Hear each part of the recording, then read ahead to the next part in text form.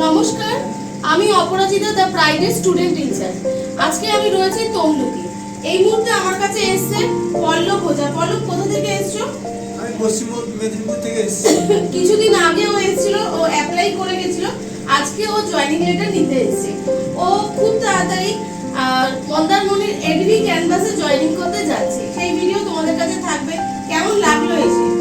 খুব ভালো লাগছে, নতুন এক্সপেরিয়েন্স। এবং বারবার করে ওর একটা প্রশ্ন যে আমাদের 4 বছর এখানকার অফিস, তো আগে কেন খোঁজ পাইনি, তা ওর ভিতরে রয়েছে। তো ওর সঙ্গে আমার কথা হলো, লাইফের অনেক ঘাত প্রতিঘাতের মধ্যে দিয়ে গেছে।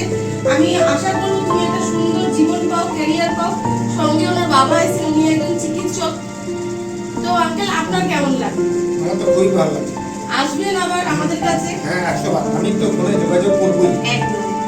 আর আমার নাম্বার আমি দিয়ে দিয়েছি। পল্লবকেও বললাম, যে কোনো দরকার তুমি আমাদের সঙ্গে কন্ট্যাক্ট করবে, আমরা তোমাকে সম্পূর্ণ রকম সহযোগিতা করবো। এবং আমাদের ফুল টিম, যতক্ষণ তুমি রেডি না হচ্ছ মেন্টালি, ততক্ষণ তোমাকে আমরা সঙ্গে সাথে থাকবো এবং পুরোপুরি তৈরি করে তোমাকে আমরা হোটেলে পাঠাবো।